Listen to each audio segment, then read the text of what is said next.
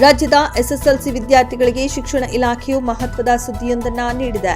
ಇನ್ಮುಂದೆ ಎಸ್ಎಸ್ಎಲ್ಸಿ ಒಟ್ಟು ಅಂಕಗಳಲ್ಲಿ ಭಾರೀ ಕಡಿತವಾಗಲಿದ್ದು, ತೃತೀಯ ಭಾಷೆಯ ಅಂಕಗಳನ್ನು ಫಲಿತಾಂಶಕ್ಕೆ ಪರಿಗಣಿಸದಿರಲು ತೀರ್ಮಾನಿಸಲಾಗಿದೆ. ಆರ್ ವೃತ್ತದಲ್ಲಿರುವ ಸಮಗ್ರ ಶಿಕ್ಷಣ ಕರ್ನಾಟಕ ಕಚೇರಿಯಲ್ಲಿ ಸುದ್ದಿಗೋಷ್ಠಿ ನಡೆಸಿದ ಶಿಕ್ಷಣ ಸಚಿವ ಮಧು ಬಂಗಾರಪ್ಪ ಅವರು ಈ ಕುರಿತು ಸವಿಸ್ತಾರವಾದ ಮಾಹಿತಿ ಹಂಚಿಕೊಂಡಿದ್ದಾರೆ. ಎಸ್ಎಸ್ಎಲ್ಸಿ ಅಂಕಗಳು 625ರಿಂದ 525ಕ್ಕೆ ಇಳಿಕೆ. ಇದುವರೆಗೆ ಎಸ್ಎಸ್ಎಲ್ಸಿ ಪರೀಕ್ಷೆಯು ಒಟ್ಟು 625 ಅಂಕಗಳಿಗೆ ನಡೆಯುತ್ತಿತ್ತು. ಈ ವರ್ಷದಿಂದ ಇದನ್ನು 525 ಅಂಕಗಳಿಗೆ ಸೀಮಿತಗೊಳಿಸಲಾಗಿದೆ.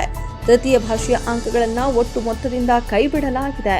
ಇನ್ನು ಹಿಂದಿ ಮಾತ್ರ ತೃತೀಯ ಭಾಷೆಯಲ್ಲ. ಹಿಂದಿ, ಅರೇಬಿಕ್, ಉರ್ದು, ಸಂಸ್ಕೃತ, ಕೊಂಕಣಿ, ತುಳು, ಮರಾಠಿ ಸೇರಿದಂತೆ ತೃತೀಯ ಭಾಷೆಯಾಗಿ ತೆಗೆದುಕೊಂಡ ಎಲ್ಲಾ ಭಾಷೆಗಳ ಪರೀಕ್ಷೆ ನಡೆಯಲಿದೆ. ಆದರೆ ಅಂಕಗಳ ಬದಲಾಗಿ ಗ್ರೇಡ್ ನೀಡಲಾಗುತ್ತದೆ. ತೃತೀಯ ಭಾಷೆಗೆ ಗ್ರೇಡ್ ಸಿಸ್ಟಮ್. ತೃತೀಯ ಭಾಷೆಯ ಪರೀಕ್ಷೆಯಲ್ಲಿ ವಿದ್ಯಾರ್ಥಿಗಳು ಪಡೆಯುವ ಅಂಕಗಳ ಬದಲಿಗೆ ಎ, ಬಿ, ಸಿ, ಡಿ ಎಂಬ ಗ್ರೇಡ್ಗಳನ್ನು ನೀಡಲಾಗುವುದು.